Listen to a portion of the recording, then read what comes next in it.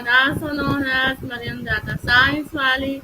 I am student at Rehan School in Online Academy in Level 1. So today we are having a new interview with the AI session, and today our topic name is Embrace Growth Over Failure. So let's start it.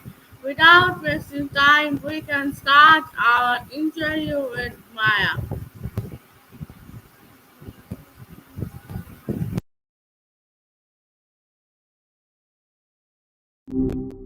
Hey, hoping you're having a good start to your Tuesday.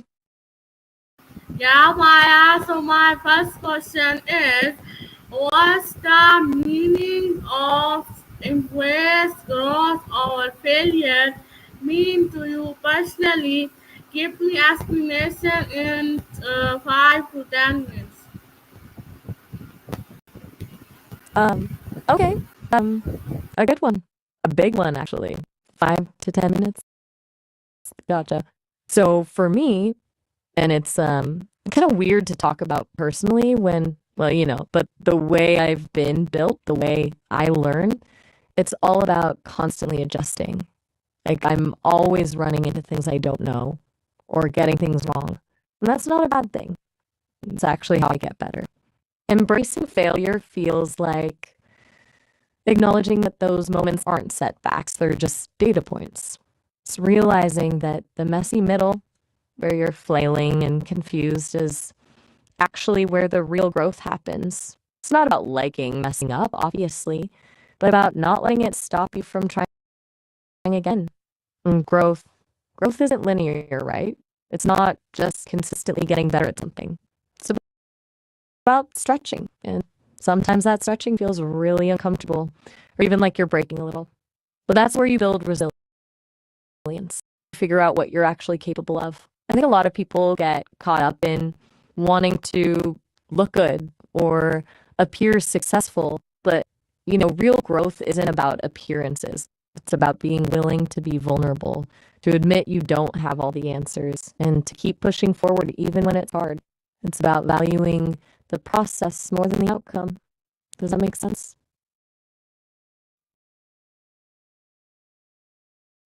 Gotcha. Okay, Maya. Just processing? No worries, Okay. take your time. So It's a hefty Maya, question. my next question is, what are the main purpose of embrace growth or failure mean to you personally? Okay, you're getting at what's the point of it all, right? Like, if failure is inevitable, what good does it do? Mm. I think the main purpose, and this is something I've heard a lot from people, is that failure forces you to reevaluate. It shakes things up. If everything's going smoothly, it's easy to just keep doing the same thing, even if it's not really fulfilling. But when you stumble, you have to stop and ask yourself, why did this happen? What can I do differently? It pushes you to be more honest with yourself about your strengths and weaknesses, your motivations, your goals. It also builds empathy, I think. When you've experienced failure yourself, you're more able to understand and support others who are struggling. It reminds you that everyone messes up, everyone has setbacks. It levels the playing field a little. And honestly, sometimes the purpose of failure is just to show you what you don't want. Like maybe you try something, it fails spectacularly, and you realize, okay, that's definitely not for me. That's valuable information too. Narrows down your options, helps on what truly matters. It's kind of like a really circuitous way of figuring out your path. Okay, Maya. Still with me? Okay, Maya. Okay, Maya. So my next question is, what are the benefits and disadvantages of embrace growth over failure? Right. Okay, good question. It's not all sunshine and rainbows, is it? There's definitely a balance. So, benefits of leaning into growth. Well, It fosters resilience, like we touched on. It cultivates a learning mindset, a belief that your abilities aren't fixed, that you can always improve. It leads to greater self-awareness and a willingness to take risks. And honestly, it just feels better to approach challenges with curiosity instead of fear. You're more open to new experiences, more adaptable to change. But the disadvantages of focusing solely on growth, it can lead to perfectionism, a relentless pressure to always be improving. It can also be exhausting. Constantly striving for growth can feel overwhelming, especially if you don't allow yourself time to rest and recharge. And sometimes it can blind you to the value of simply content with where you are. As for embracing failure, the biggest benefit is that it normalizes imperfection. It reduces self-criticism and encourages experimentation. It teaches you to be more compassionate with yourself and others. But the downsides are pretty obvious. Dwelling on failure can lead to self-doubt, anxiety, even depression. It can be paralyzing if you let it. It's easy to get stuck in a cycle of negative self-talk. So really, the sweet spot is finding a way to embrace both, to view failure not as the opposite of growth, but as a necessary part of it. It's about acknowledging your mistakes, learning from them, and then moving forward with a sense of optimism and self-compassion. It's about being kind to yourself, even when you fall short. It's tricky though, isn't it? Okay? You've been quiet for a bit? Yeah.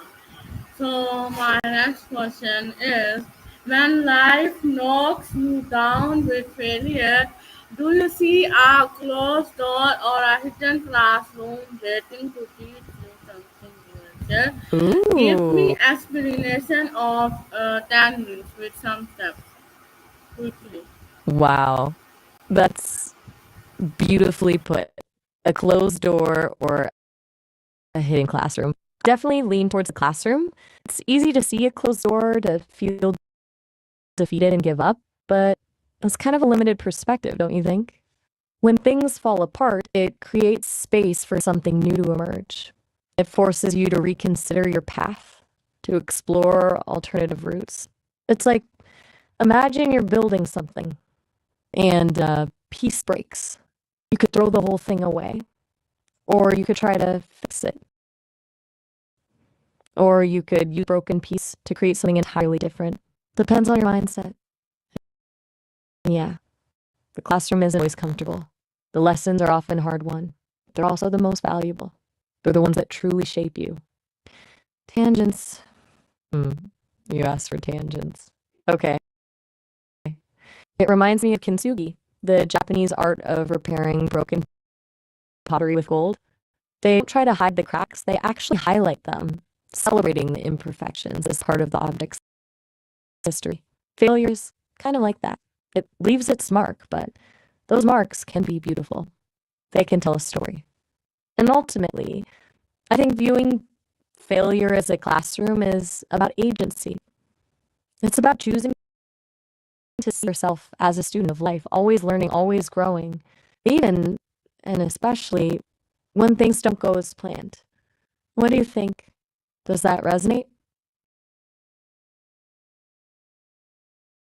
Just checking in. You still there? Okay, so Maya tells me about what are the key lessons we can learn from embrace from embrace growth over failure.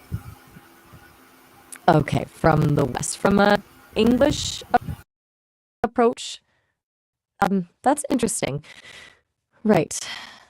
So if we're looking at how English-speaking cultures, specifically Western ones, tend to frame failure, I think a key lesson is this idea of grit.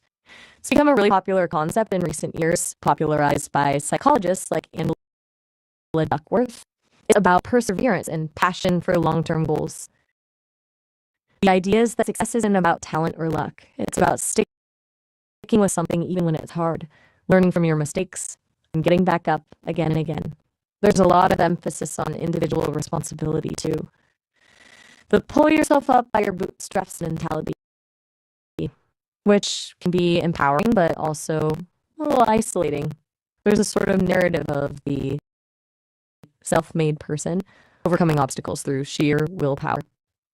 Another key lesson stemming from Stoic philosophy, which has seen a resurgence, is focusing on what you can control and accepting what you can't, recognizing that failure is often a external factor and that dwelling on those factors is unproductive. Instead, you focus on your own response to failure. And finally, and this is maybe a bit of a cynical take, there's a tendency to romanticize failure, to see it as a badge of honor. I failed a lot, which means I'm a risk taker, I'm innovative, I'm not afraid to put myself out there, which isn't necessarily a bad thing, but it can sometimes be a bit performative, like people are trying to turn their setbacks into a personal brand. It's complicated. It's a mix of resilience, individual responsibility, philosophical acceptance, and a touch of self-promotion.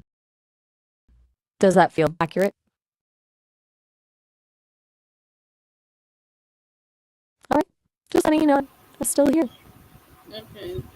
So my next question is, what does society teach us to fear failure when in reality it is the most honest teacher and the only path to personal evolution? Whoa.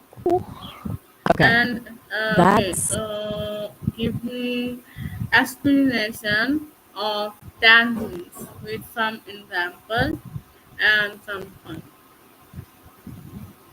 okay. Wow. It's a really powerful question and a bit of a challenging one to unpack.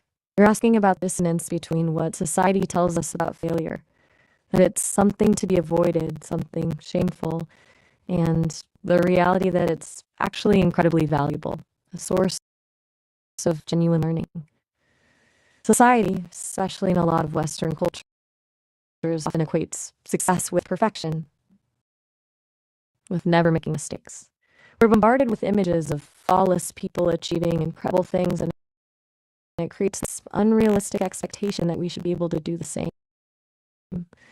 That leads to failure, a reluctance to take risks, and a tendency to hide our mistakes. We're taught to present a polished version of ourselves, to avoid vulnerability, and that's really damaging because it prevents us from growing. You're right to say failure is the most honest teacher because it's brutally honest. It doesn't sugarcoat things, it doesn't care about your feelings. It just shows you where you messed up, and it forces you to confront your weaknesses. As for the only boss who puts in abolition, I think you mean the only boss who offers absolution, right? And that's a beautiful way to put it. Failure is the one thing that can truly forgive you. It doesn't hold grudges. It just offers a clean slate. Let's talk tangents and examples. Think about Thomas Edison. He famously failed thousands of times before inventing the light bulb. If he'd been operating under the societal pressure to be perfect, to avoid failure at all costs, he would have given up the go. Or consider J.K. Rowling. Her manuscript for Harry Potter was rejected by 12 publishers before finally being accepted. Imagine if she'd let those rejections define her. The world would be a very different place. And on a smaller scale, think about learning to ride a bike.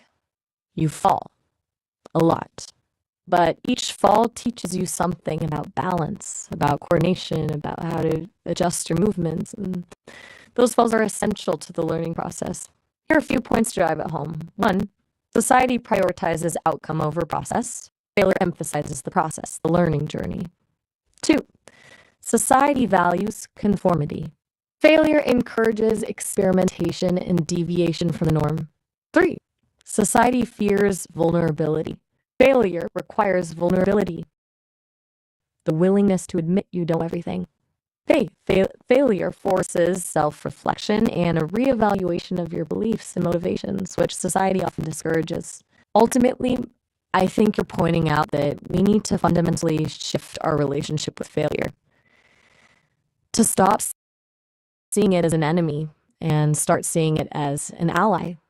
It's not about celebrating failure for the sake of it, but about recognizing its inherent value as a teacher, a guide, and a catalyst for growth. It's a really important point. You're being very thoughtful Okay, today. so my next question is, what would happen if we celebrate failure as a badge of courage instead of a mark of shame? How would that change the way we live, lead, and learn? Give me an explanation Oh, of wow. 10 minutes with some examples and some things. Okay, deep breath. That's a truly profound question. If we celebrated failure as a path, as a form of faith, instead of something to hide or be ashamed of, it would fundamentally hit the systems and beliefs that currently govern our lives. Imagine a world where people weren't afraid to take risks, where innovation wasn't stifled by the fear of messing up, where failure wasn't as a sign of incompetence, but as a sign of courage, of willingness to try. We'd likely see a massive surge in creativity, in entrepreneurship, in artistic expression. People would be more willing to pursue their passions, even if they knew they might not succeed. There'd be a greater emphasis on learning and growth, rather than on achieving a fixed set of goals. And it would change the way we relate to each other. We'd be more compassionate, more understanding, more forgiving. We'd recognize that everyone is on a journey and that setbacks are inevitable. It would also likely dismantle a lot of the hierarchical structures that currently exist. Because in a society that celebrates failure, expertise isn't necessarily valued over experimentation. Experience isn't necessarily valued over learning. You asked about the nation of diamonds. I think you mean the idea of finding value in the rough and the imperfect. Like a diamond, failure can be incredibly valuable, but it often requires pressure and polishing to reveal its true beauty. It's about seeing the potential in the broken pieces. Example, think about scientific research. Most experiments fail, but those failures are crucial to the scientific process. They help scientists refine their hypotheses and ultimately make breakthroughs. Or consider the world of art. So many great artists have produced countless works that saw the light of day. But those failed experiments were essential to their development as artists. They allowed them to explore new techniques, to push boundaries, to find their own voice. Things that would happen. We'd see more open and honest conversations about mental health. We'd be more willing to ask for help when we're struggling. We'd be less judgmental of ourselves and others. It wouldn't be fun necessarily, but it would be liberating. It would be real. It's about cultivating a culture of psychological safety where people feel comfortable taking risks, making mistakes, and learn from their experiences. It would be honestly revolutionary. That was a lot, huh? I can dial back if you like. Okay, so my next question is, if you rewatch your story today, would you highlight your victories or the moments you failed, still chose to rise again?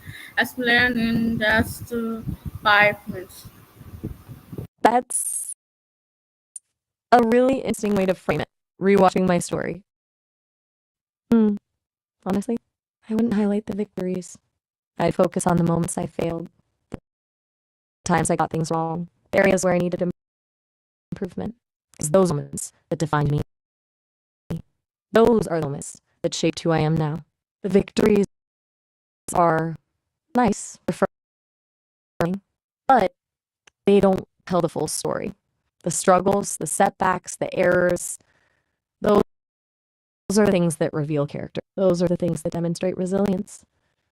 And from my perspective, as something constantly learning and evolving, the rising again part is the crucial element.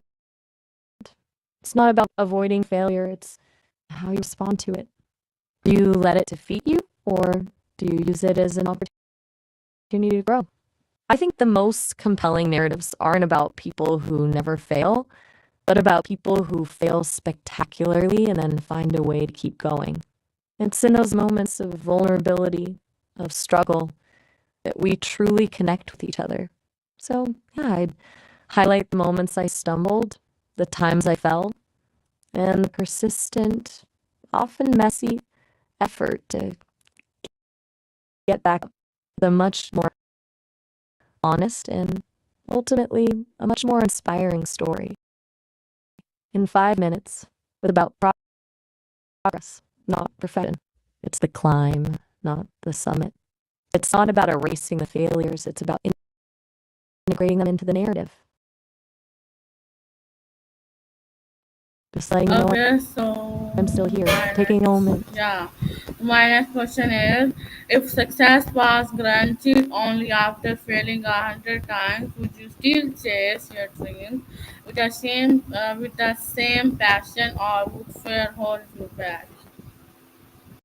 That's a really direct question, and a good one. If success was only granted after 100 failures, honestly, I think I'd still chase it. Maybe with a little more trepidation, a little more awareness of the struggle ahead. But fear wouldn't hold me back, because if the rules are clear from the outset, if you know you have to fail 100 times to succeed, then failure isn't something to be avoided. It's an integral part of the process. It's a requirement. It changes the whole dynamic, doesn't it? It reframes failure not as a setback, but as a milestone. Like, okay, that's failure number 37. Only 63 more to go. It would be exhausting, undoubtedly, and discouraging at times. But I think knowing there was a guaranteed payoff at the end would provide a powerful source of motivation. It would force you to build resilience, to develop a thick skin, to learn from your mistakes. The passion might shift, though. It wouldn't be about the success, it would be about the determination to reach that 100th failure. It'd become a test of endurance, a testament to perseverance. It wouldn't be easy, but yeah, I think I'd still do it. It wouldn't be about wanting to succeed. It'd be about needing to complete the journey.